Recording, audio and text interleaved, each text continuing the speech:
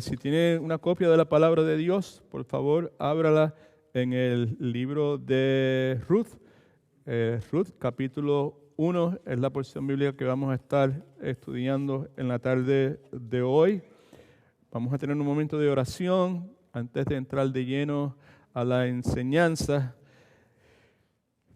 de forma tal de que pues, podamos hacer lo que la Escritura dice. Debemos reconocer a nuestro Señor, a nuestro Dios en todas las cosas, y Él habrá de enderezar nuestras veredas. Reconócelo en tus caminos, Él endereza tus veredas, Él corona tus esfuerzos con éxito. Así que acompáñame a orar un momento. Padre, en el nombre de Cristo Jesús, regresamos nuevamente a tu presencia en esta ocasión para agradecerte la oportunidad que nos has dado de poder levantarnos en la mañana, tener la capacidad de poder respirar, poder caminar, poder subirnos a un vehículo, poder hacer la travesía desde lejos en muchos casos y llegar aquí a tu casa, Señor, y tener la oportunidad de estar con los hermanos, poder compartir en las circunstancias que nos lo permiten, Señor, y poder expresar nuestra alabanza, nuestra adoración a través de cánticos, a través de nuestras ofrendas, Señor, de nuestros diezmos, Padre Santo. Y ahora pues queremos ofrecerte nuestra alabanza y adoración a través de una atención seria, una atención disciplinada a lo que tú tengas que decirnos. Como iglesia siempre sabemos que cuando venimos aquí a tu casa y nos congregamos, siempre tú nos vas a hablar porque tu palabra siempre es proclamada. Y aunque sabemos que tú nos vas a hablar, pues no sabemos específicamente qué es lo que nos vas a decir. Por eso queremos rogarte en esta hora, Espíritu Santo de Dios, que lleves todo pensamiento nuestro cautivo a la persona de Jesucristo y que a través de la historia de esta familia pequeña, hace tantos miles y miles de años, Señor, que podamos ver la persona de Cristo, podamos ver al Dios Salvador, Señor, y podamos entender de una forma más clara la magnitud de la salvación que tú nos has dado, Señor, y que, Padre, si en medio nuestro hubiese alguna persona que aún no ha entregado su vida a Cristo, Padre, nuestra súplica en esta hora, por encima de cualquier otra, es que hoy sea ese día glorioso de su salvación. Te rogamos por las personas que van a laborar en la guardería en la tarde de hoy, los voluntarios, Señor, y los que están trabajando con los niños y con los jóvenes, Padre Santo, que los llenes de ti, que les des unción fresca, Señor, y que la imagen de nuestro Señor y Salvador Jesucristo pueda ser vista a través de ellos, Señor. Háblanos, por favor, te lo rogamos, en el nombre de Jesús, para su gloria. Amén. God is good. All the time. Amén. Oye a Dios. En la tarde de hoy, lo que vamos a hacer es que vamos a comenzar una serie de enseñanzas que probablemente nos tomen 4 semanas al menos. Esa serie de enseñanzas están basadas en lo que la Escritura nos ofrece, la narrativa del libro de Ruth. El título de la serie de enseñanzas que comenzamos en esta tarde es la agridulce providencia de Dios.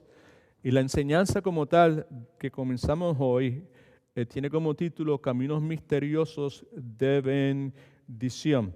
A través de esta serie de enseñanzas, la intención de mi corazón es que en la forma en que yo he sido bendecido por el Señor al estudiar detenidamente toda esta porción bíblica que son los 4 capítulos de Ruth, cada uno de nosotros pues podamos ver cómo Dios realiza las maravillas que Él realiza, porque Él es un Dios de maravillas, y cómo Dios la hace en formas misteriosas.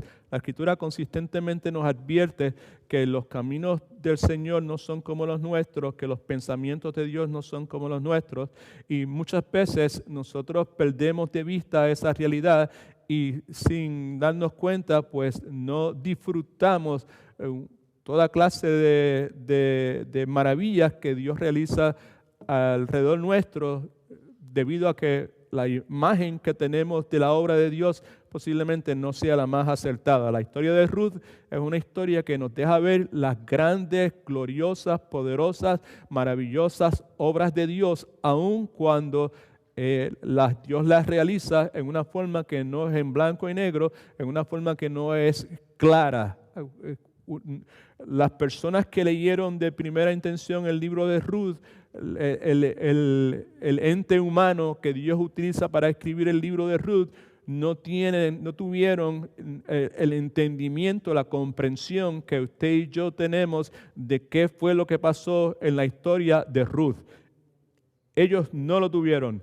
Nosotros sí lo tenemos, porque nosotros estamos al otro lado de la eternidad, mejor dicho, en este lado de la eternidad, pero nosotros hemos visto pues lo que Dios estaba haciendo durante el tiempo que estuvo trabajando con esta familia pequeña que comenzamos a considerar dentro de un momento. Así que la enseñanza está basada en esta serie de narrativas que son refrescantes, son alentadoras en el libro de Ruth en el Antiguo Testamento.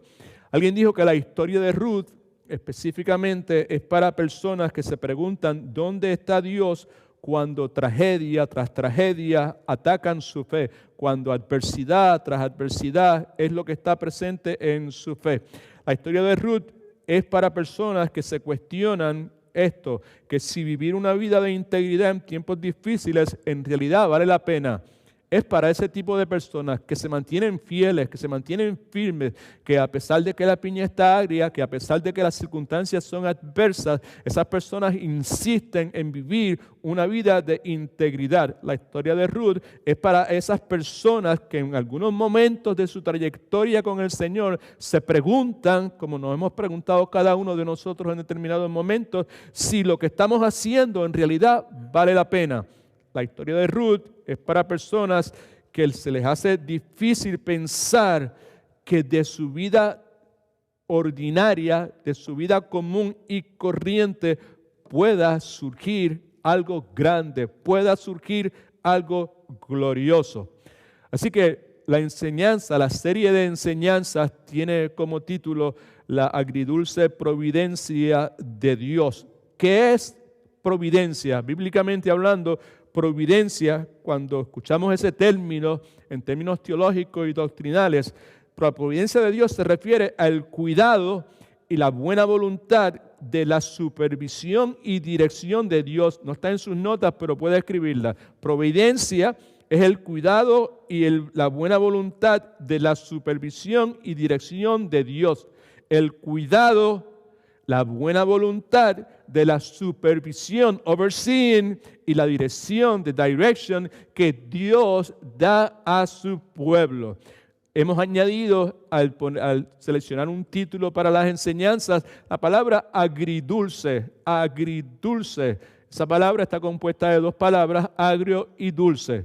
Pues porque la providencia de Dios, ese cuidado, esa buena voluntad de la supervisión y dirección de Dios incluye circunstancias que son agradables, dulces, y incluye circunstancias que son agrias. Muchos de nosotros tenemos una gran dificultad al tratar de entender la providencia de Dios, porque nos limitamos a ver la providencia de Dios cuando las circunstancias son dulces, son agradables. Pero la providencia de Dios, nuevamente, el cuidado de Dios está ahí cuando las circunstancias son adversas para nosotros. ¿Alguien dice amén, aleluya? Right? La providencia y el cuidado de Dios y la supervisión de Dios están presentes cuando la cosa está difícil, la circunstancia no es agradable.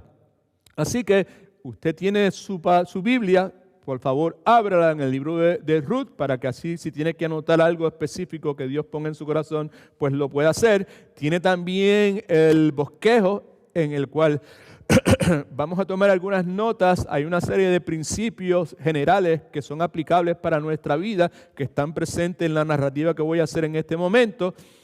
Y pues también me parece que la porción bíblica está en la pantalla. Así que yo voy a comenzar a leer, voy a leer directamente, ¿verdad? Y voy a hacer uno que otro comentario y luego de eso pues entramos en los principios y volvemos a retocar algunas de las cosas que están presentes aquí en esta historia de una familia pequeña, desconocida, donde podemos ver el poder soberano de Dios, la providencia agridulce de Dios. Hay una palabra que es clave en esta narrativa, es la palabra regresar. Se repite como 10, 12, 14 veces, todo depende del idioma que usted esté utilizando. Es una palabra que es sumamente importante, right? Esta narrativa tiene 3 partes, es una jornada física de migración, pero también es una jornada espiritual. Se realiza una parte en Belén de Judea, otra parte se realiza en la trayectoria entre Belén y una ciudad llamada Moab, y la otra parte pues es en el regreso a Belén. ¿Okay?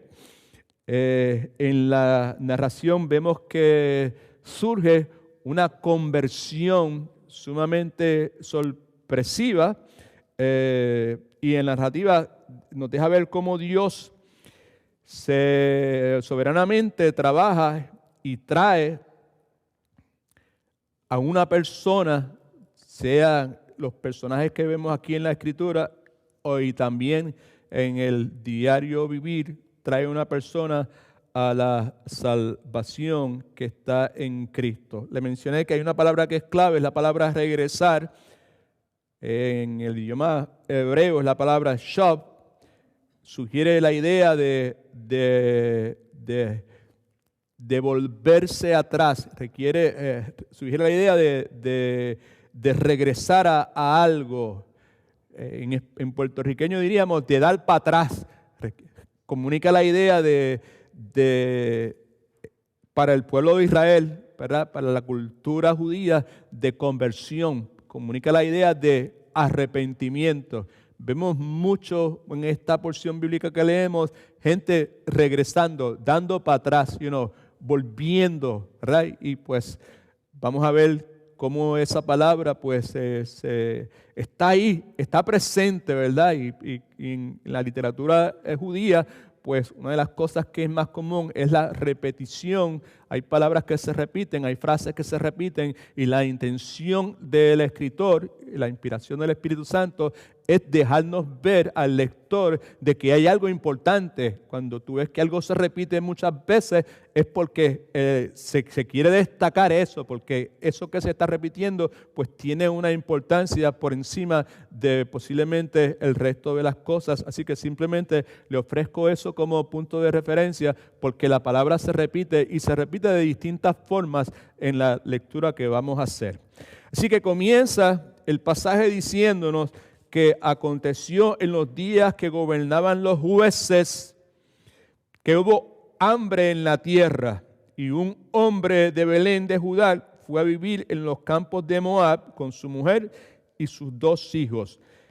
Cuando dice que aconteció en los tiempos de los días que gobernaban los jueces, eso hace referencia a una frase que se repite muchísimo en el libro de Jueces. De paso, es el último versículo del libro de Jueces. Esto es lo que dice: en aquellos días no había rey en Israel, y escuche que es importante, y cada cual hacía lo que bien le parecía. Quiere decir que en el momento en que esto está sucediendo hay un caos moral, hay un caos espiritual, porque las personas que vivían, el pueblo de Israel en particular, era un pueblo que estaba echando al lado, ignorando, haciendo todo lo contrario a lo que Dios decía. Y como dice claramente el pasaje, la gente hacía lo que bien le parecía, lo que le daba la gana en el lenguaje de hoy. Así que dice que aconteció en los días que gobernaban los jueces que hubo hambre en la tierra. En el contexto judío, desde la creación del pueblo de Israel, Dios prometió a este pueblo que los iba a sacar desde Egipto y los iba a sacar a una tierra prometida, Canaán, una tierra donde fluía leche y miel. Y pues la promesa de Dios fue de que cuando el pueblo de Israel obedeciera, cuando el pueblo de Israel actuara conforme a los estatutos de Dios, el resultado iba a ser gran bendición, bendición, bendición, bendición en todas sus expresiones. Pero cuando el pueblo de Dios desobedeciese, como era en los tiempos de los que gobernaban los jueces, que todo el mundo hacía como le parecía bien, el resultado iba a ser que iba a traer, no iba a haber bendición, lo que iba a haber es maldición. Y parte de esa maldición iba a ser que sus sembradíos no iban a producir lo que podían producir, que Dios iba a mandar sequía, que Dios iba a mandar hambrunas como resultado de la desobediencia del pueblo. ¿Okay? Así que cuando vemos aquí que dice que hubo hambre en la tierra, eso está bien cogido de la mano con lo que dice anteriormente que aconteció en los días que gobernaban los jueces, porque en el día que gobernaban los jueces, el pueblo vivía en pecado, en desobediencia total a lo que Dios decía, y que la hambruna como tal, pues obviamente era parte de lo que Dios estaba haciendo, parte del pacto de Dios. Ustedes hacen esto de esta forma, el resultado es este. Ustedes obedecen, es bendición. Ustedes desobedecen, la cosa es todo lo contrario. ¿Okay? Acuérdense que ese es el contexto del Antiguo Testamento. Nosotros estamos en un pacto con Dios, pero es un pacto basado en la gracia de Dios. Amén. Right? Ok. Acuérdense que todo lo que dice aquí, en su inmensa mayoría, es descriptivo, no es prescriptivo. Cuando sea prescriptivo, yo le digo esto es prescriptivo, ¿okay? Pero mientras tanto es descriptivo. Aconteció en los días que gobernaban los jueces que hubo en la tierra, que hubo hambre en la tierra, y un hombre de Belén de Judá. Now, sabemos nosotros algo acerca de Belén de Judá, y sabemos que es el lugar donde Dios en su plan soberano decide que en la plenitud del tiempo Jesucristo iba a entrar en la historia de la humanidad y lo iba a hacer en una forma humilde, precisamente ahí en ese lugar, en Belén de Judá. La palabra Belén es importante para nosotros porque la palabra Belén quiere decir casa de pan, abundancia de pan. Right? Quiere decir que si en algún lugar uno podía estar seguro de que iba a encontrar alimento era en Belén. Y lo que leemos en este momento es que no es lo que sucede. Lo que está sucediendo es que hay una gran hambruna en ese momento. ¿Okay? Un hombre de Belén de Judá fue a vivir en los campos de Moab. Moab era una ciudad, un centro de religión pagana, toda clase de perversión. El nombre Moab fue el nombre del hijo que le nació a la hija mayor de Lot, que cometió incesto con Lot, right? Moab. Y de ahí para adelante, pues todo lo que ese hombre pues propagó, ¿verdad? Su descendencia totalmente una descendencia malvada, una descendencia totalmente pagana, ¿ok?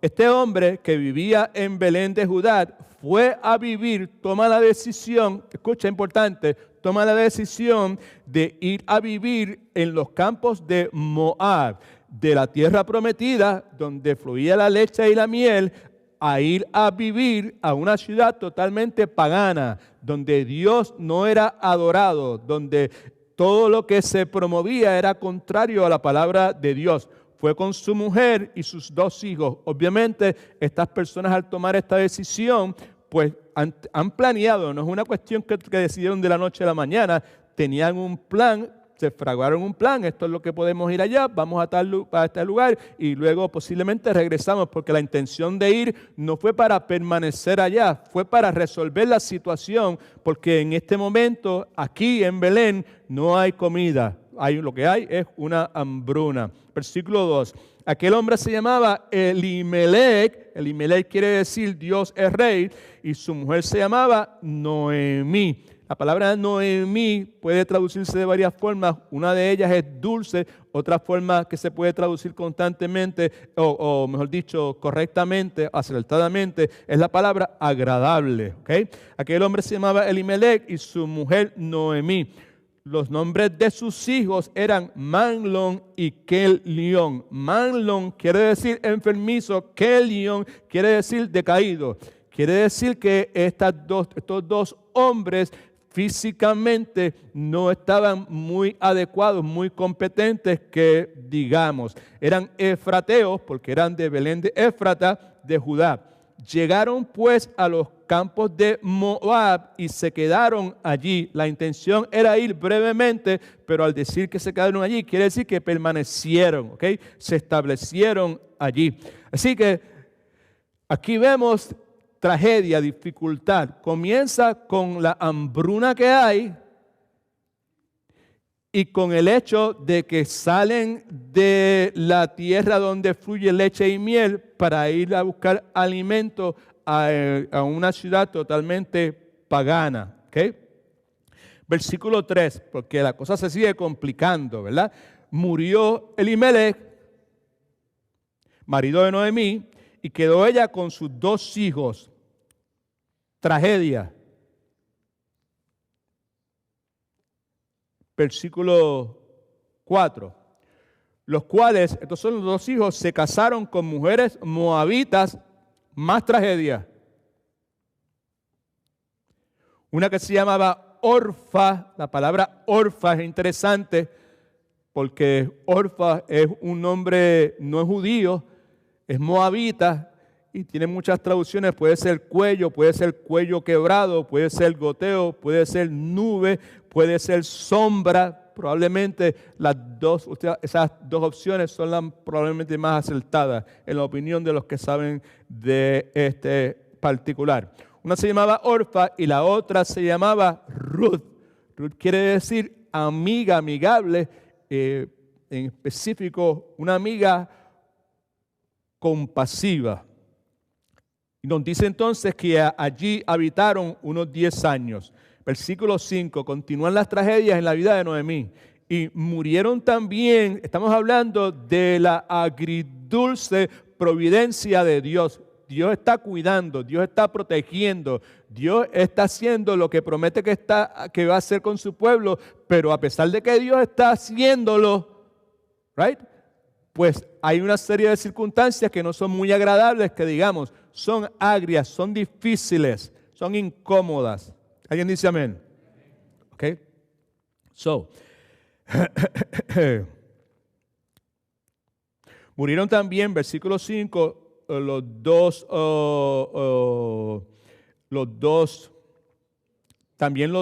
Mahlón y Kelión, quedando así la mujer desamparada, sin sus 2 hijos y sin su marido. En otras palabras, las opciones que ella tenía para poder subsistir, para poder echar hacia adelante, habían desaparecido. Los recursos que ella tenía en la cultura donde la mujer era un cero a la izquierda, pues los había perdido. Right?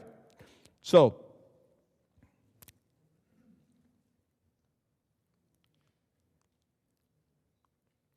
entonces, versículo 6, se puso en marcha con sus nueras y regresó de los campos de Moab. Ok, versículo 5, murieron también los 2, Mahlón y Kelión, quedando así la mujer desamparada sin sus 2 hijos y sin su marido.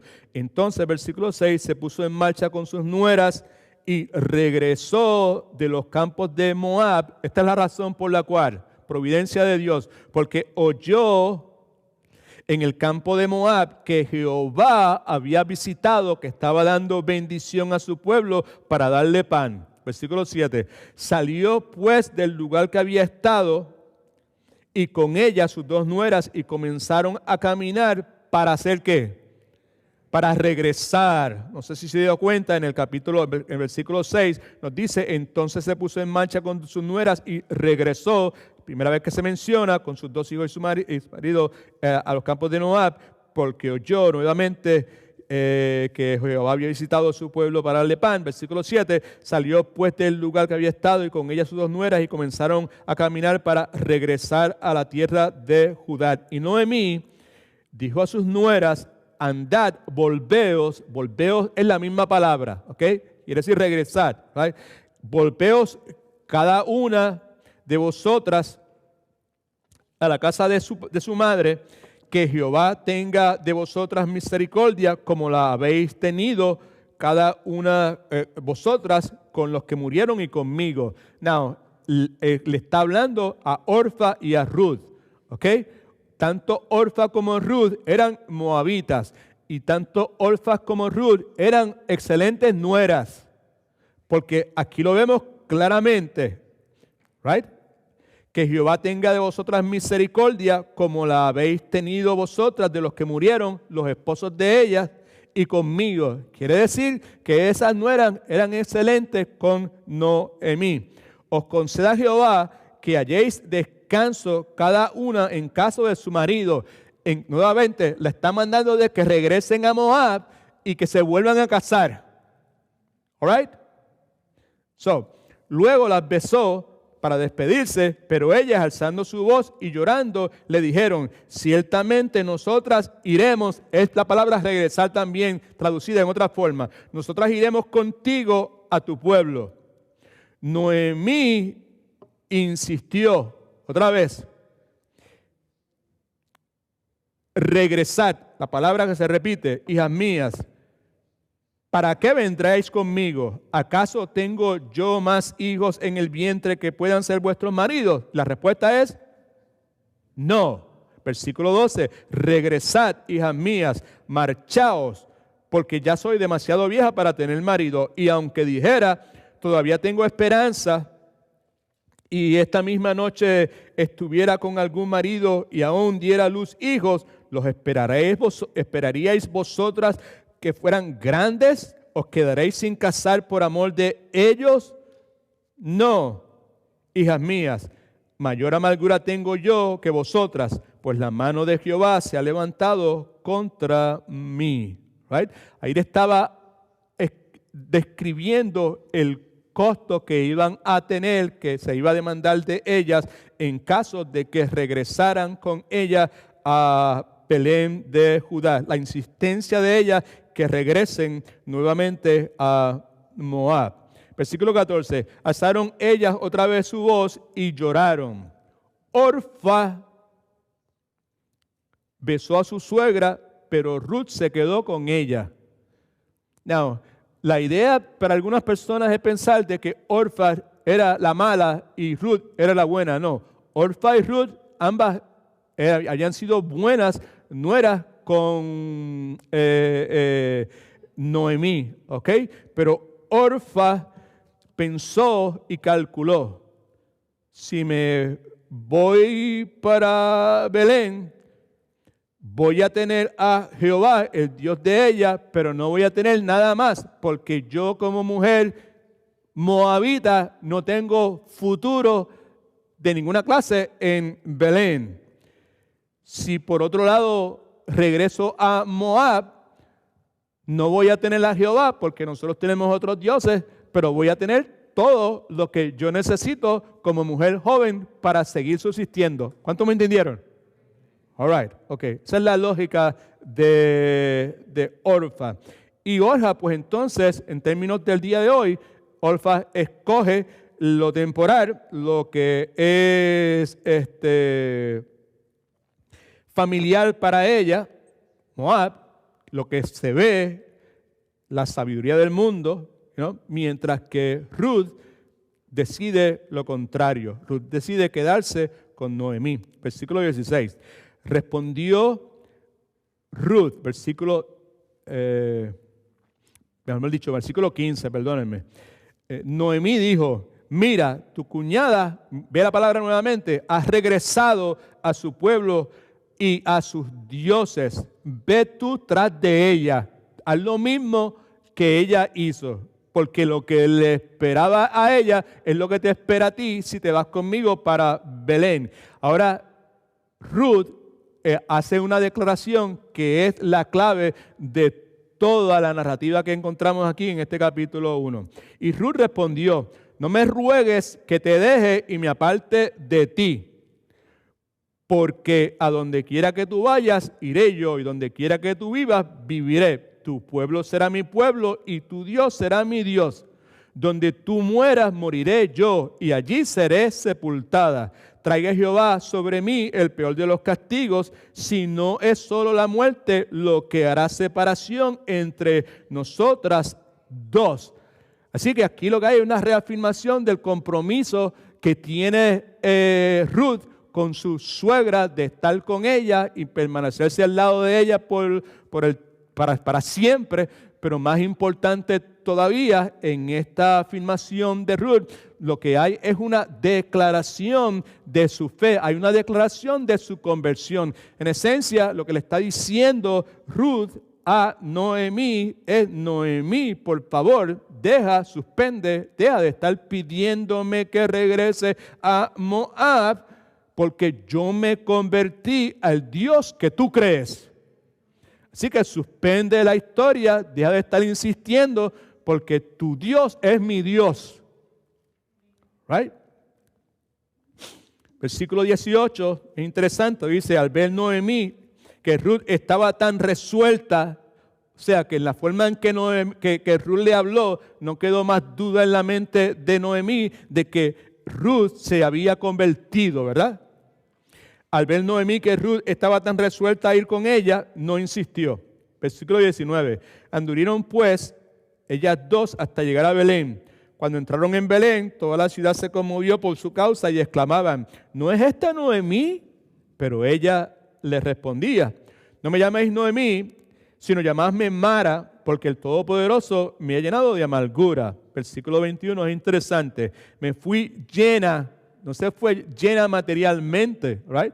Se fue llena en el sentido de que cuando salió con un esposo y salió con 2 hijos. Pero también se puede inferir que salió llena de sus planes, llena de sus ideas, de cómo la situación de hambre que ellos tenían se iba a resolver. Me fui llena y con las manos vacías me devuelve Jehová. Pero aún me llamáis Noemí, si ya Jehová ha dado testimonio contra mí, el Todopoderoso que me ha afligido. Muy interesante esa frase. Si tenemos la oportunidad, vamos a tratar de expandirla un poco. Así regresó, versículo 22, Noemí y con ella su nuera Ruth, la moabita, salieron de los campos de Moab, escuche ahora, y llegaron a Belén. La historia comienza en Belén, termina en Belén. Hay un periodo, un espacio entre Belén y Moab, que es el espacio donde hay una decisión importante, que es la decisión primeramente que toma Noemí de regresar al escuchar que Dios está bendiciendo al pueblo, right? Okay. Y la decisión eventualmente de Ruth de acompañar a su suegra, porque el Dios de su suegra ahora era el Dios de ella. Cuando llegan a Belén, y lo hacen al comienzo de la cosecha de la cebada. Salieron en escasez y cuando llegaron en abundancia. Dios estaba trabajando. Dios estaba trabajando de forma sobrenatural en la vida de ellas, aunque aparentemente pues no se veía. Como le dije, hay una serie de principios que tienen gran aplicación para la vida suya y mía en esta historia. Así que mi exhortación es que simplemente los anote y escuchemos a ver si podemos escuchar con claridad lo que Dios nos quiere decir para el día de hoy a través de la historia tan extraordinaria de Ruth. Una de las cosas que vemos más significativa para mí y que hemos hablado tantas y tantas veces es que Dios trabaja en formas misteriosas. Eso lo sabemos. Pero le añadimos en el día de hoy, Dios trabaja en formas misteriosas aún en los peores momentos. Ahora, la cuestión de los peores momentos, yo le voy a dar a usted la libertad que usted le ponga apellido. Usted define lo que es el peor momento. Aún en los peores momentos, Dios trabaja en formas misteriosas. Versículo 1 nos dice que todo esto sucede, como mencioné al comienzo, en el tiempo de los jueces. El tiempo de los jueces es un periodo de 400 años donde el pueblo de Israel está envuelto luego de entrar en la tierra prometida, donde no había reyes para el pueblo de Israel. En las notas suyas, otra vez, Jueces 21-25 dice: en aquellos días no había rey en Israel. Muy interesante. No había rey en Israel. Y cada cual hacía lo que bien le parecía. y lo que bien le parecía era simplemente desobedecer lo que Dios decía. Hacer lo que bien le parecía era simplemente pecar contra Dios.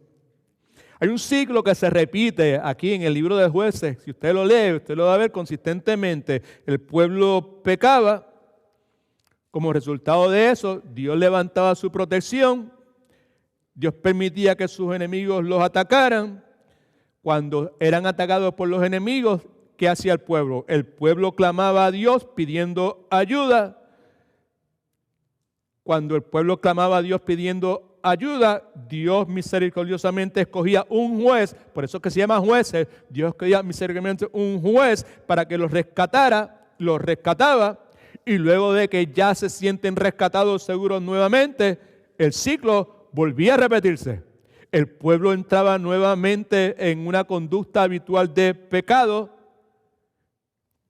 Dios permite que los enemigos los ataquen. Cuando los enemigos los atacan, el pueblo comienza a pedir ayuda a Dios.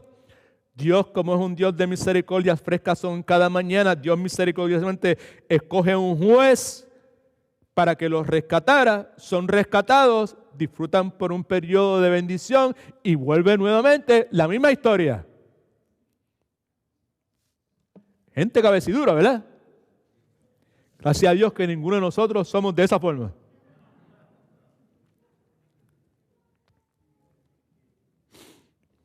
El punto aquí es que por las apariencias externas parecía que el propósito de Dios para su pueblo estaba fracasando. Porque Dios lo había sacado de la esclavitud de Israel con la promesa de llevarlos a una tierra prometida y le había prometido toda clase de bendiciones, y que a la apariencia externa visual de las personas que estaban envueltas, que estaban viendo en ese momento, la impresión nuevamente es que algo pasó aquí, que el propósito de Dios ha sido cancelado, no está funcionando, no va a funcionar. ¿Okay? Y lo que vemos nosotros, tenemos el privilegio que tenemos la Escritura ya, y vemos el libro de Ruth, y podemos ver con claridad que Dios ha estado trabajando, y ha estado trabajando en los peores momentos de la historia de su pueblo. Dato importante, leímos al comienzo del servicio la lectura que hicimos al mero comienzo, en Ruth capítulo 4, versículo 22, que Obed engendró a Isaí, e Isaí engendró a David. Así que el libro de Ruth nos deja ver el trabajo oculto de Dios en los peores tiempos. Obed engendró a Isaí. Isaí engendró a David.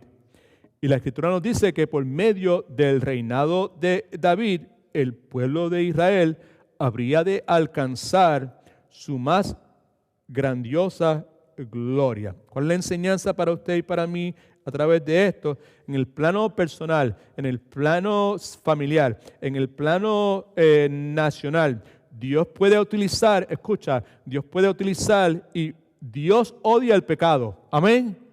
O sea, Dios no claudica con relación al pecado, pero personalmente, familiarmente, nacionalmente, Dios puede y utiliza el pecado de su pueblo para dar gloria a su nombre. La forma que lo hace no es una forma que usted y yo podemos entender en primera intención, pero pasado el tiempo nos damos cuenta de lo que Dios está haciendo. Así que cuando pensamos que Dios está más lejos de nosotros, cuando pensamos que Dios nos ha dado la espalda, la realidad es que Dios está preparando el fundamento. Escucha que es importante. Dios está preparando el fundamento para traer mayor felicidad a nuestra vida. Y escucha, bien importante, muchas veces cuando parece que Dios se ha olvidado de nosotros, cuando todo está totalmente al garete, donde parece que nada bueno va a salir, que hay toda clase de adversidad, toda clase de aflicción, nuevamente Dios está preparando el fundamento para traer mayor felicidad a nuestra vida, pero para mí, más importante todavía, que Dios está preparando el fundamento para traer felicidad a la vida de otros. Muchas veces Dios permite gran adversidad en la vida mía para el bienestar de otras personas. Amén. Right. No sé si usted puede regocijarse en eso, ¿verdad? O sea, esos amén están como medio flojos, no sé si son las máscaras lo que es, pero suenan flojos, no suenan amén de verdad, ¿sabes? ¿No? Dios permite adversidad, permite dificultad. Dios es soberano. Estamos hablando de la providencia de Dios, del cuidado de Dios que tiene. Dios cuida de su pueblo, ¿sí o no? Y hemos dicho desde el principio que es agridulce. ¿Saben? En algunos momentos es agradable el cuidado que Dios tiene de mí, pero en otros momentos no es agradable. En momentos es dulce, en momentos es agrio. Y lo que estoy sugiriendo es que cuando esos momentos son agrios, que son desagradables, Dios lo que hace es preparando el fundamento para traer bendición a mi vida, ¿right? Pero en otras ocasiones no es para traer bendición a mi vida solamente, es para traer bendición a la vida de otras personas. Y le voy a sugerir algo. Cuando diga amén, cuando piense en eso, traer bendición a la vida de otras personas, por favor, en el nombre de Cristo le imploro que vaya más allá de sus hijos y sus familiares. Que piense en otras personas que usted no conoce, que usted nunca ha visto. Segundo principio que podemos ver aquí, los caminos misteriosos de Dios permiten que nuestra situación muchas veces se torne de mal en peor. Escriba eso, se torne de mal en peor. Los caminos misteriosos de Dios, los caminos misteriosos de Dios permiten, hacen espacio y muchas veces sin querer queriendo, muchas veces intencionalmente, a propósito, hacen espacio, permiten que nuestra situación muchas veces se torne de mal en peor.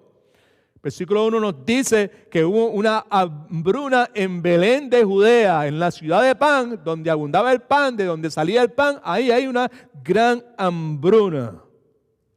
Now, Noemí sabía muy bien, escuche que es importante, quién es el que permite las hambrunas.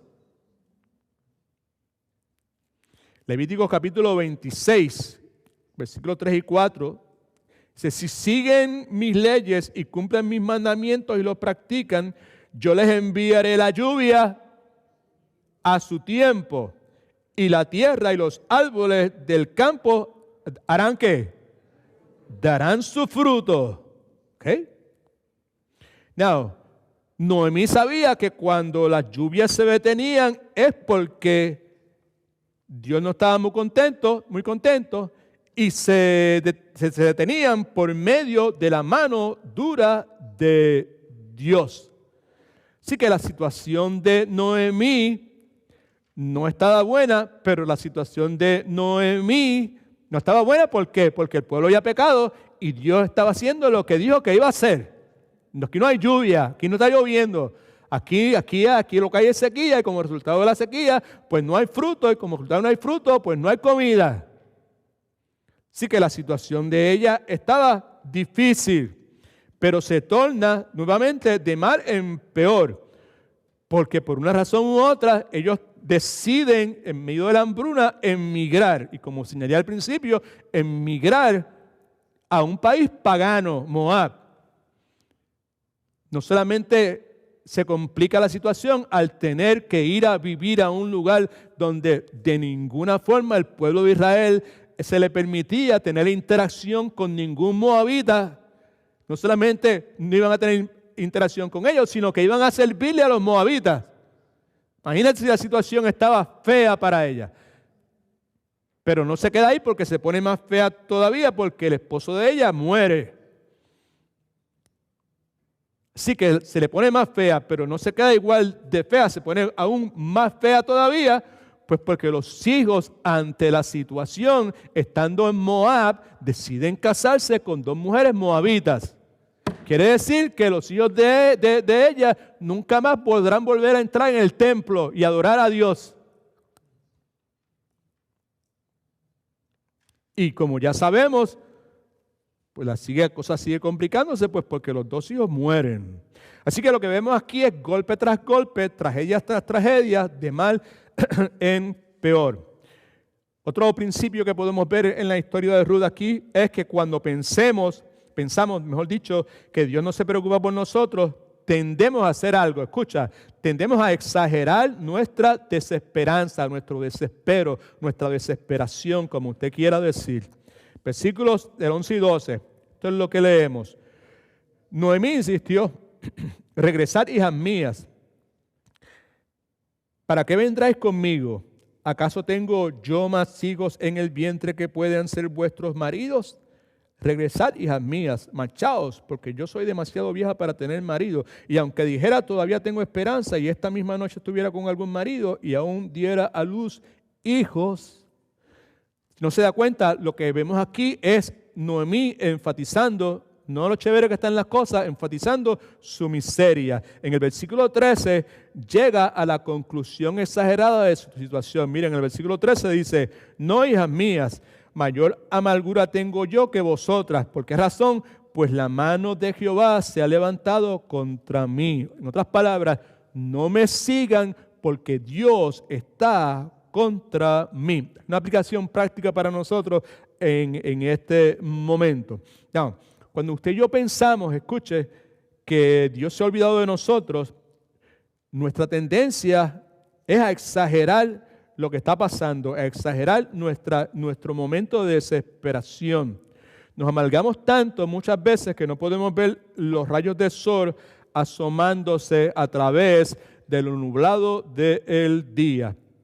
Piensen esto, fue la providencia de Dios la que acabó con la hambruna, porque en el versículo 6 vemos que ella estando en los campos de Moab se enteró. Alguien pasó, algún viajero, alguien dijo, ¡hey! En Belén Dios está bendiciendo, Dios está visitando, ¿verdad? ¿Sabes? ¿Okay?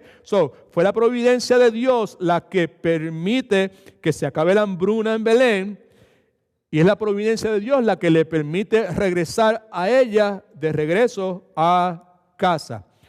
Más adelante vamos a ver en los capítulos 2 y 3 que fue Dios quien preserva a un pariente importantísimo. Dios preserva a un pariente que es vos, que le va a permitir a Noemí preservar algo que en aquel entonces, en el día de hoy quizás no es muy importante, pero en aquel entonces era lo más importante de lo más importante humanamente hablando, que era preservar tu descendencia, tener descendientes. Y en el caso de Noemí, la situación no iba a poder ser. Y fue Dios quien movió a Ruth a quedarse con Noemí. No fue que Ruth, usted sabe esto, I hope you do, no fue que Ruth en un momento dado de claridad espiritual escogió a Dios, fue que Dios escogió a Ruth. Amén. Y no solamente escogió Dios a Ruth para que acompañara a Noemí de regreso a Belén. No, esa no fue la única razón, sabemos todos nosotros, porque tenemos toda la palabra de Dios y tenemos la salvación en Cristo. Y en la mañana de hoy, al comenzar, en la tarde de hoy, leímos la genealogía al final de Ruth y la genealogía al comienzo de Mateo y pudimos ver qué fue lo que pasó con Ruth, el propósito eventual de Ruth en la vida del pueblo de Israel, en la vida suya y en la vida mía. All right? Así que fue Dios quien movió a Ruth a quedarse con Noemí. Pero Noemí estaba tan amargada. Escucha, ¿cuántos creen en la providencia de Dios? Mi esperanza es que al salir de aquí hoy, al hecho de que creemos en la providencia de Dios, pues tengamos claro que la providencia de Dios tiene aspectos que son agradables, dulces, pero tiene aspectos que son amargos e incómodos. Amén. En el caso de Ruth, nuevamente, mejor dicho, Noemí, estaba tan amargada por el aspecto agrio de la providencia de Dios, estaba tan amargada por el aspecto agrio de la providencia de Dios, que no podía ver cómo la dulce misericordia de Dios estaba trabajando en su vida. No lo podía ver, porque aún cuando Ruth, Orpa dice, pues ¿sabes qué? Te quiero mucho y yo quise servirte y le serví a tus hijos y tú eres una buena suegra, lo que sea, pero yo pesado bien las circunstancias, yo mejor me quedo en Moab. ¿Okay? Pero Ruth no. Ruth dice, donde tú vivas, yo voy a vivir. Para donde tú vayas, yo me voy. Donde tú mueras, yo voy a morir. Y tu Dios va a ser mi Dios.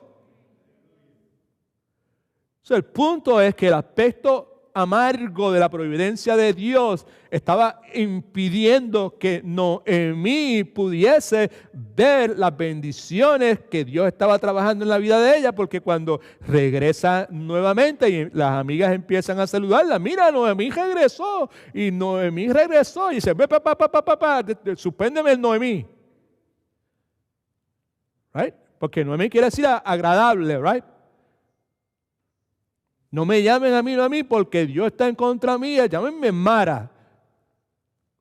Si no, ojalá que me pueda entender lo que quiero decir, ¿ok? O sea, el aspecto amargo de la providencia de Dios, muchas veces nosotros permitimos que nos ciegue y no podamos ver el montón de cosas extraordinarias que Dios está haciendo en la vida de nosotros en ese momento. Otro punto también, otro principio también que vale la pena destacar aquí es que la fe de Dios, que es bíblica, nos permite ver más allá de los fracasos presentes.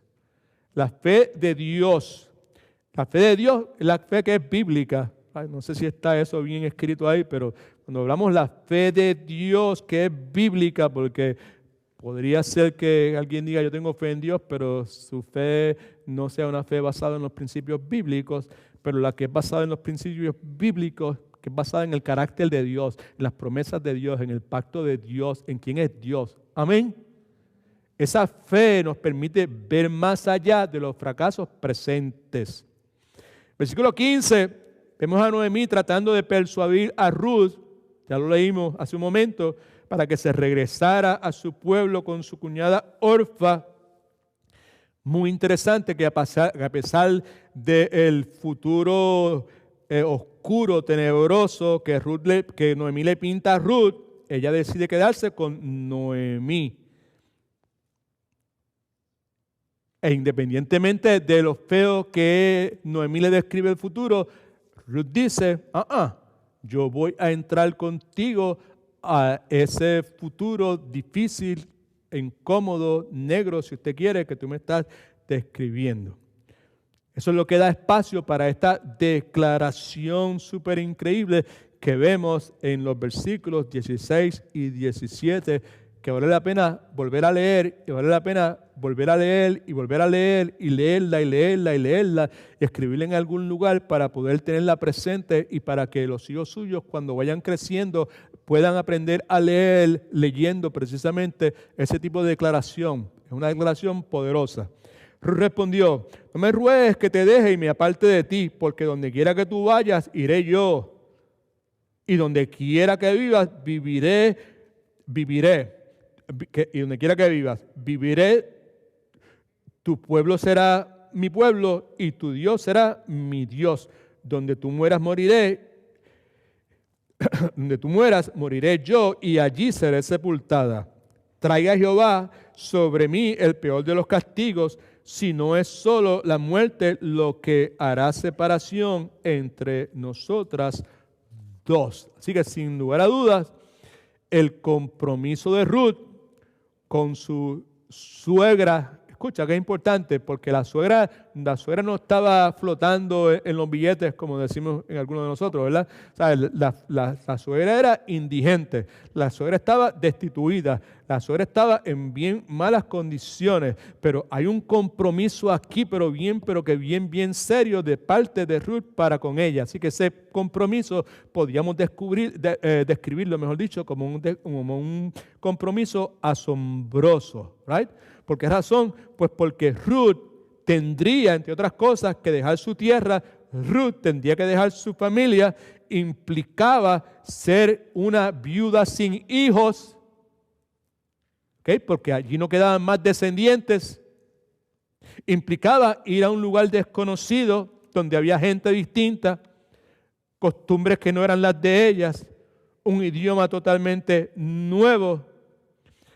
Hay un compromiso mucho más radical que el matrimonio, porque en el versículo 17 dice, donde tú mueras, moriré yo y allí seré sepultada.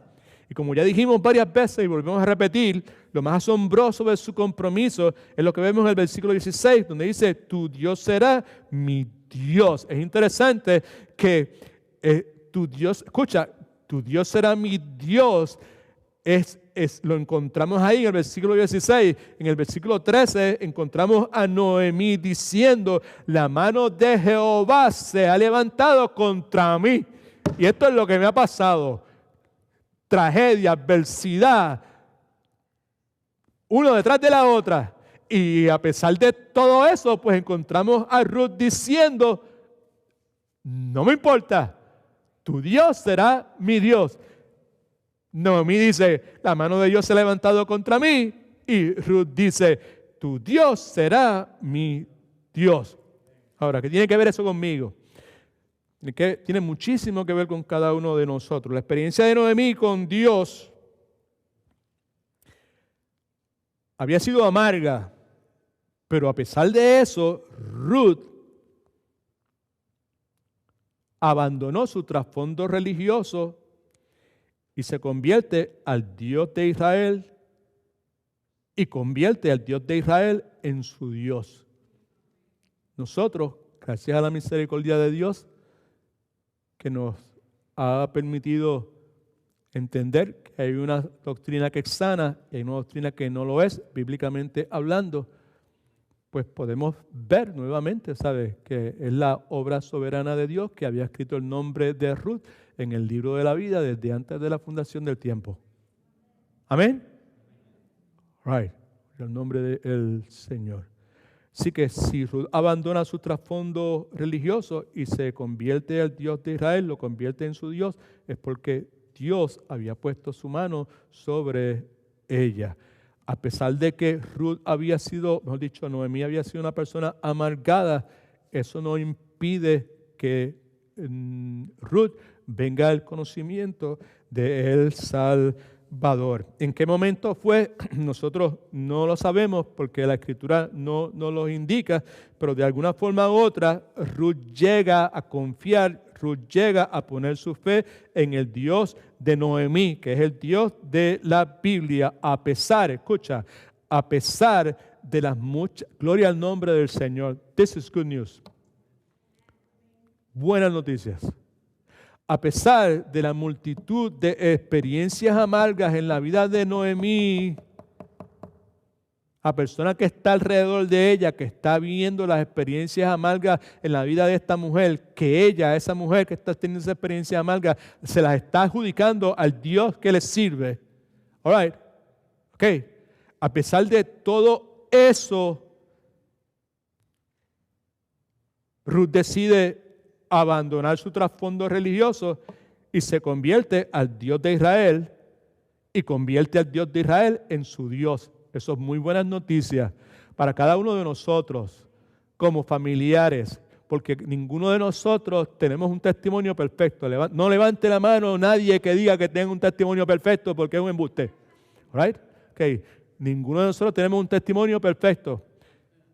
Y muchas veces nuestro testimonio puede ser piedra de tropiezo para otras personas. Amén. Right. Y yo veo aquí, ¿verdad?, el hecho de que cuando Dios pone su mano sobre alguien, Dios pone su mano sobre esa persona. Independientemente del mal testimonio que pueda haber a su alrededor. Por eso es que digo que es buena noticia esa realidad. Alabado sea el nombre del Señor Jesucristo. ¿Okay? Así que la fe en Dios que es bíblica, que es la que vemos en Ruth, ve más allá de los aparentes fracasos del presente. La fe que es bíblica, importante, nos liberta. Eso no está en sus notas, debería estar en sus notas, pero no está, ok. Nos liberta de la comodidad y la seguridad de este mundo. Escriba eso por lo menos, ok. La fe que es bíblica me liberta. La fe bíblica me liberta de la comodidad y la seguridad de este mundo. La fe que es bíblica me liberta de la comodidad y la seguridad de este mundo. La implicación es que la comodidad y seguridad de este mundo me pueden esclavizar. Y la fe bíblica me liberta de la comodidad y la seguridad de este mundo. La fe de Ruth era una fe bíblica y la liberó de la comodidad y la seguridad de Moab. La fe de Orfa no fue bíblica. Por esa razón, ella regresa a Moab porque no tenía una fe bíblica. La fe bíblica me liberta de la comodidad y la seguridad de este mundo. Ya no es lo que determina qué voy a hacer o qué no voy a hacer. La fe en Dios que es bíblica nos da valor para entrar en lo desconocido. Nos da valor para entrar en cosas las cuales no son familiares para nosotros.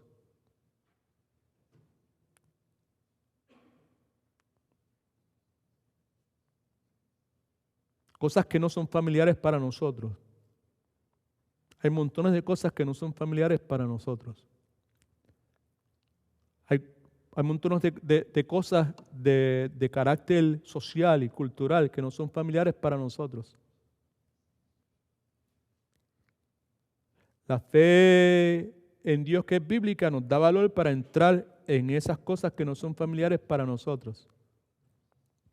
Porque sabemos que Dios es soberano, conocemos la providencia de Dios, sabemos que Él está, que Él es el buen pastor, que su bondad y su misericordia nos están siguiendo y nos seguirán todos los días de nuestra vida. Y mientras tenga esos dos guardianes detrás de mí, yo entro donde sea para hacer la voluntad de Dios. ¿Okay? La fe en Dios que es bíblica nos da valor para entrar en lo que no es familiar. Hablé en lo que no es familiar, cultural y socialmente, pero hay un aspecto que es el que está en mi mente vibrando en este momento, que yo entiendo que es el más importante para cada uno de los que estamos aquí en esta tarde. La fe en Dios que es bíblica nos da valor para entrar en lo que no es familiar relacionalmente. ¿Cómo responder relacionalmente? Estamos familiarizados en formas en que podemos responder, en que debemos responder y que hemos aprendido a responder relacionalmente desde que entramos a este planeta Tierra y empezamos a ver a nuestros padres, a nuestros familiares y a la gente a nuestro alrededor respondiendo a circunstancias relacionalmente. La fe, otra vez, en Dios que es bíblica, nos da el valor, la capacidad, la esperanza para entrar en lo que no es familiar. Empezar a responder en forma distinta a lo que nuestros padres respondieron en el pasado. Ojalá me entienda. ¿Okay? La fe en Dios que es bíblica provoca un compromiso radical con las relaciones que Dios establece. Hasta que la muerte nos separe. Tu casa será mi casa. El pueblo tuyo va a ser mi... Donde tú vivas, yo voy a vivir. Donde te entierren a ti, a mí me van a enterrar. Otra cosa que tenemos aquí es que otro principio, que los caminos misteriosos de Dios nos recuerdan que Dios es soberano y también que Dios tiene un propósito misericordioso para con sus hijos. Otra vez, escriba eso. Dios es soberano y también tiene un propósito misericordioso para sus hijos. Versículos 19 al 20. Anduvieron pues ellas dos, Noemí y Ruth, hasta llegar a Belén. Cuando entraron en Belén, toda la ciudad se conmovió por su causa y exclamaban: ¿no es esta Noemí? Pero ella les respondió: no me llaméis Noemí, sino llamadme Mara, porque el Todopoderoso me ha llenado de amargura. Ahora, en la teología de Noemí, preste atención porque las cosas que vamos a decir dentro de un momento son bien significativas, ¿ok? Para que nuestra teología se aclare y saquemos conceptos torcidos de la teología que hemos venido cargando por mucho tiempo, ¿ok? En la teología de Noemí, en gran medida es correcta. Dios existe, Dios es soberano y sin duda es Dios quien me ha afligido. Eso es correcto. Ahora, había una deficiencia en la teología de Noemí. Se había olvidado de la historia del pueblo de Israel, en particular la historia de José.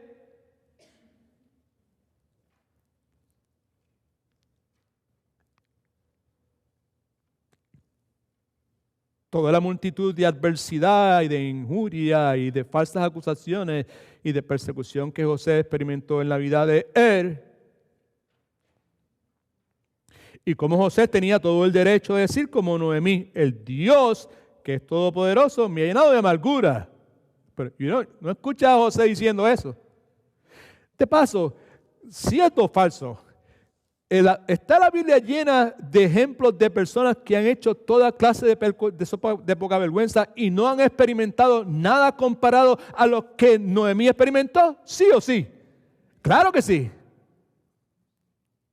Pero en el caso de José, que experimentó toda esa serie de circunstancias, aún peores posiblemente que aquellas que experimentó, no escuchamos a José expresándose en la forma en que Noemí se expresó. En otras palabras, que José mantuvo su fe.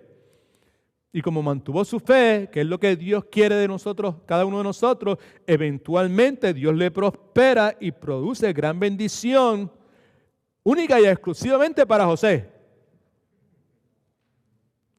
¿Sí o no? No, claro que no, que es el punto que le estaba diciendo ahorita, ¿sabes? Que Dios, cuando permite muchas veces incomodidad, ese aspecto amargo de su providencia en nuestras vidas, está estableciendo un fundamento para traer bendición a nuestra vida, pero muchas veces, y le hice hincapié que era importante el llevarlo más allá, porque muchas veces no es necesariamente para nuestras vidas, es para la vida de otras personas. Como fue el caso de José y como es el caso de Ruth. Alabado sea el nombre de Jesús. Génesis 50:20, pasaje que todos nosotros sabemos, al final de la historia de José con sus hermanos, vosotros pensaste hacerme mal, pero Dios, el Dios de la providencia, Dios soberano, Dios lo encaminó a bien, para hacer lo que vemos hoy, para mantener con vida a mis hermanos. ¿A qué? A mucha gente. Alabado sea el nombre de Dios. ¿Okay? Así que Noemí estaba en lo correcto al creer en un Dios todopoderoso y soberano. Ay, Padre, el tiempo se va. Que gobierna los asuntos nacionales y familiares.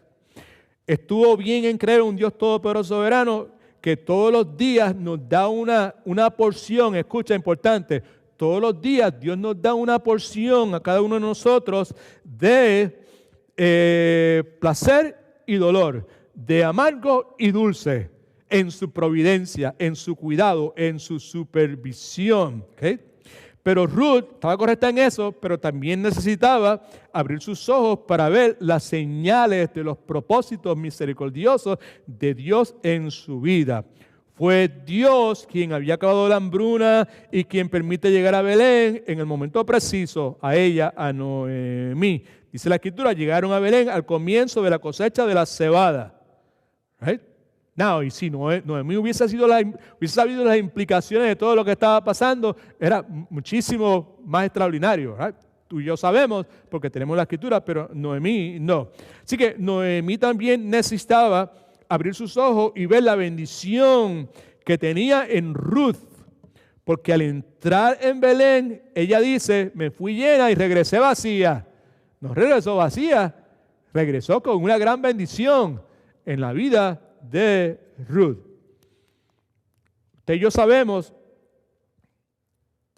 que lo menos que Noemí se imaginaba era que por medio de Ruth ella iba a tener un nieto, Obed, que eventualmente sería el abuelo del más grande rey en la historia de Israel, el trono de Israel, David, de cuya descendencia Jesús, hijo de David, decía Bartimeo el ciego, ten misericordia de mí, de cuya descendencia vendría el Salvador del mundo. Rápido, por favor, 4 cositas ahí que la agridulce providencia de Dios nos recuerda. Primeramente, que Dios soberanamente gobierna sobre todos los asuntos de nuestra vida. Just take that. Dios soberanamente gobierna sobre todos los asuntos de nuestra vida. El carro se te dañó, Dios gobierna soberanamente sobre todos los asuntos de mi vida. Right? Te dejaron, no te necesitan en el trabajo por este tiempo, Dios soberanamente gobierna sobre todos los asuntos de nuestra vida. ¿Ok? se ha desarrollado esta pandemia, Dios gobierna soberanamente sobre todo el asunto de nuestra vida.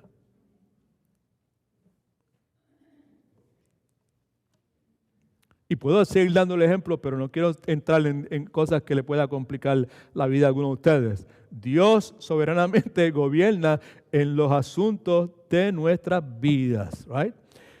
Daniel capítulo 2, versículo 21. Él, ese es Dios, muda los tiempos y las edades. Él quita, subraya eso, Él quita reyes y pone reyes. Right? Hace 4 años algunas personas decían, amén, gloria a Dios. Right? Right? Pues en el día de hoy pues hay que decir, amén, gloria a Dios, porque Él es el que quita reyes y pone reyes. Okay? La providencia agridulce de Dios. All right? Él da sabiduría a los sabios y da ciencia a los entendidos. ¿Okay? En otras palabras, que la providencia de Dios se extiende desde la oficina del presidente hasta la cocina de la casa de Daisy. ¿Alguien dice amén, aleluya? Así es. El cristiano nunca debe dudar de que Dios está envuelto en todos los asuntos de su vida. Y nunca debe dudar de que nada puede detener la mano de Dios. Daniel 4:34. Al fin del tiempo, yo, Nabucodonosor, si no sabe esa historia, léala, que es una historia sumamente interesantísima. Alcé mis ojos al cielo y mi razón me fue devuelta. Bendije al Altísimo y alabé y glorifiqué al que vive para siempre. Su dominio es sempiterno, su reino por todas las edades. Así que Dios es el que da lluvia y Dios es el que quita la lluvia. Dios es el que da vida, que mantiene vida y el que quita vida. Amén, aleluya, gloria a Dios. Dios es todopoderoso, reina y gobierna soberanamente sobre todos los asuntos de la vida del hombre, suyo y mío. Segundo, la providencia de Dios es misteriosa. Now, entre otras cosas, he aprendido sobre este asunto que en ocasiones la providencia de Dios es dura y que en cierta forma se torna bastante agria. Como dije hace un momento, por lo menos para un tiempo en la vida de Noemí, la piña estaba bastante agria, la calle estaba dura. ¿Okay? Quizás alguien podría decirle, escuche que esto es bien importante, le dije que le iba a decir algo que era importante que prestara atención. Esto es, quizás alguien podría decir que lo que le pasó a Noemí fue el resultado del pecado de Noemí con Emelec y sus hijos de irse a vivir a Moab, ciudad pagana, y permitir no solamente eso, sino permitir que sus hijos se casaran con mujeres extranjeras. Eso podría ser correcto, pero no necesariamente podría serlo. ¿Por qué razón? Porque en Salmos 34:19, mire lo que leemos. Muchas, subraye muchas, porque muchas son las aflicciones ¿de quién? Del justo. El justo en este caso hubiese sido el que dijo, yo para Moab no voy y ustedes no se van a casar con ninguna moabitas. Ese es el justo. Pues muchas son las aflicciones del justo, dice la Escritura, pero de todas ellas los librará Jehová. Siempre tengo que tomar un espacio para decir lo siguiente. En ningún lugar de la palabra de Dios se le promete a los creyentes, escuche por favor, en ningún lugar se le promete a los creyentes que van a escapar de las aflicciones de esta vida. It's not there. Todo lo contrario. Pero no me voy a extender dándole ejemplos de eso. Pero es todo lo contrario. Pero, escucha, si la calamidad de Noemí, gloria al nombre de Jesús, si la calamidad de Noemí fue resultado de su pecado, eso hace esta historia doblemente alentadora. ¿Por qué razón? Porque demuestra que Dios es capaz y está dispuesto a convertir sus juicios por mi pecado. Mire para acá todo el mundo. Mire para acá. Dios está dispuesto a convertir nuevamente sus juicios por mis pecados, a convertirlos en gozo y en bendición. Porque Él es Dios y Él es soberano y hace lo que Él quiere hacer. Así que nunca piense, escriba esto por algún lugar, todo el mundo, por favor. Nunca piense que sus pecados pasados implican que no hay esperanza para el futuro. O sea, si yo estuviera sentado allá arriba, allá abajo, estaría yo brincando en el banco. Estaría yo corriendo para arriba y para abajo. Se lo voy a decir otra vez. Ok, sí. Nunca piense que sus pecados pasados implican que no hay esperanza para el futuro. Gloria al nombre del Señor. ¡Ya! Tremendo. Tercer punto, el propósito de Dios siempre es bueno. Jeremías 29:11 dice, yo sé los planes que tengo para ustedes, planes para su bienestar y no para mal, a fin de darles un futuro lleno de esperanza. Yo, el Señor, lo afirmo. Aquí en nuestra iglesia, desde que comenzamos, desde el primer día, comenzamos diciendo, God is good all the time. Dios es bueno, siempre es fiel. ¿Quién se pudo haber imaginado que en el peor de los tiempos era el tiempo de los jueces? Esto comenzó en el versículo 1. Que en el peor de los tiempos, Dios calladamente estaba moviéndose en las tragedias de una familia que nadie conocía para traer el más grande rey de Israel y luego de la descendencia de él, el rey del mundo, el salvador del mundo. ¿Quién se pudo haber imaginado tal cosa? No solamente eso, sino que Dios estaba bregando para llenar la vida de Noemí, de Ruth y de Boaz de gran gozo y felicidad. Una aplicación para nosotros. Si en este momento una calamidad ha caído sobre usted y provoca que usted vea el futuro sin esperanza, por favor aprenda de la historia de Ruth que Dios en este momento, en este instante, está trabajando para darle a usted un futuro lleno de esperanza, un futuro lleno de certeza, un futuro lleno de seguridad en Cristo Jesús. Así que espere pacientemente confiando en la providencia de Dios. Y por último, número 4, la soberanía de Dios provee libertad, gloria a Dios, y gozo en tiempos difíciles a todo aquel que confía en Dios. Salmo 23, versículo 6, ciertamente, verily, verily, de cierto, ciertamente el bien, la bondad y la misericordia de Dios me seguirán todos los días de mi vida y en la casa de Jehová moraré por largos días. Una cosa he aprendido y le comparto, que cuando confío en la soberana bondad de Dios, cuando confío que la misericordia de Dios y la bondad soberana de Dios me están siguiendo, están ahí detrás de mí y mañana van a estar detrás de mí, y cuando vaya a la cita médica van a estar de mí y cuando me encuentre con tal situación van a estar de mí, mi vida se llena de gozo y pues, gloria a Cristo, puedo ser verdaderamente libre. Porque sé que detrás de mí está la bondad de Dios y porque sé que detrás de mí está la misericordia de Dios. Si meto las patas, la misericordia de Dios va a estar ahí. Si se me hace la vida difícil a alguien, la bondad de Dios va a estar ahí en todo momento. Alabado sea el nombre de Cristo. La providencia soberana de Dios llena mi vida de gozo y me da libertad, la libertad que necesito para comprometerme. Y aquí es donde está la cosa. Aquí es donde muchos de nosotros hacemos jodillas flojas, nos da el frío olímpico y podía decir montones de otras cosas más que quizás no se puedan decir en este contexto. Pero aquí es donde muchos de nosotros pues fallamos. We drop the ball. No hacemos lo que debemos hacer. Y nunca es tarde para hacer lo que es correcto a los ojos de Dios. La providencia soberana de Dios me llena de mi vida de gozo, me da libertad para hacer lo que yo necesito para comprometerme, Ruth, tu Dios será mi Dios, voy a morir donde tú mueras, donde tú vivas yo voy a vivir, lo que tú digas yo lo voy a hacer y yo voy a cumplir con lo que tú me llamaste a hacer. Esto es lo que tú dices, eso es lo que yo voy a hacer. Esto es lo que tú esperas de mí, pues yo me comprometo y puedes contar conmigo, Señor Todopoderoso que me has salvado y que me escogiste y que me llamaste y que lavaste mis pecados y que me has dado vida nueva y que me estás santificando y que me has glorificado ya posicionalmente y eventualmente voy a estar contigo para siempre. Yo me comprometo, puedes contar conmigo.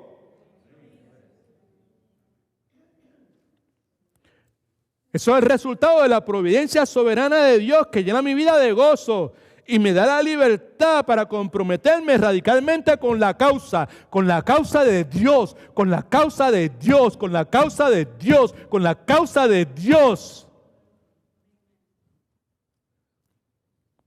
La providencia soberana de Dios nos liberta de la comodidad y la seguridad de este mundo y nos capacita para comprometernos radicalmente con la causa de Dios.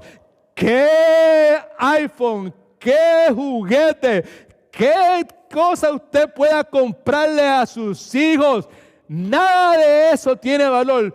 Todo lo que usted le pueda regalar carece de valor al compararse con un testimonio de su papá y de su mamá, que ambos están comprometidos radicalmente con la causa de Dios.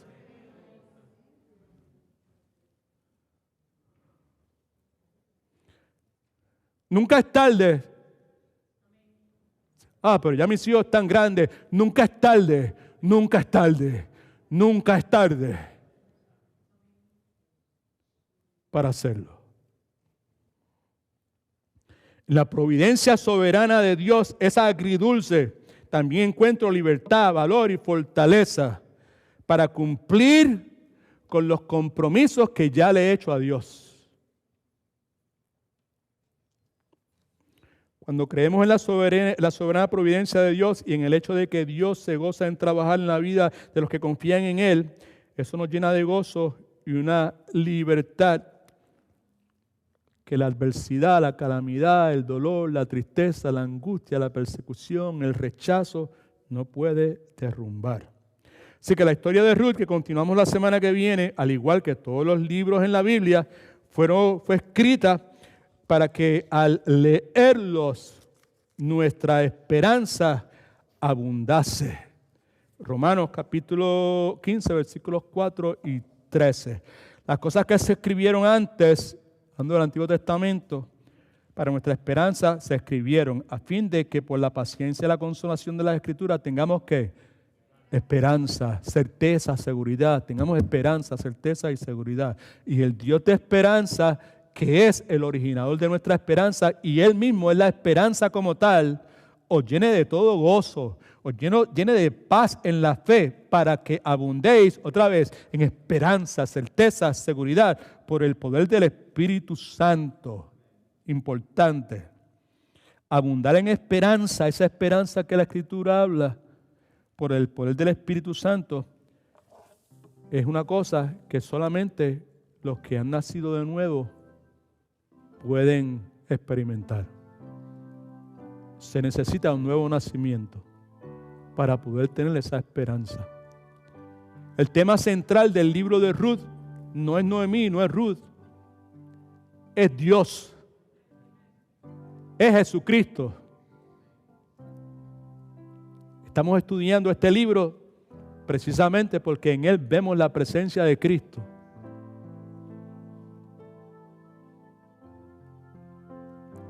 Dios es soberano. Su soberanía no podemos cuestionarla.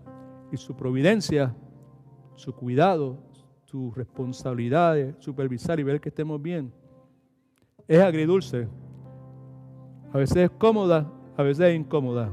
Aprendamos por favor a no dejar que cuando la piña se ponga agria, esa incomodidad no nos ciegue de forma tal que no podamos ver las bendiciones que Dios está haciendo y cómo Dios está estableciendo un fundamento para bendecir nuestra vida. Y quizás no es solamente nuestra vida, quizás es la vida de otras personas. Muy bien pueden ser tus hijos, familiares. Muy bien pueden ser personas que los hijos tuyos en algún momento dado tengan acceso a ellas. We don't know. Nosotros no sabemos, pero sí sabemos que es una realidad. Lo vemos aquí en la historia de Ruth. Noemí fue bendecida, pero la bendición de Noemí no compara en nada a la bendición que cientos de miles de millones de personas, incluyéndoles a usted y a mí, hemos recibido a través de Ruth y su descendencia. Alabado sea el nombre del Señor Jesucristo. God is good all the time. Pastor Marcel, you ready for the meeting? Vamos a orar un momentito y como le dije al comienzo, pues vamos a tener una pequeña reunión y vamos a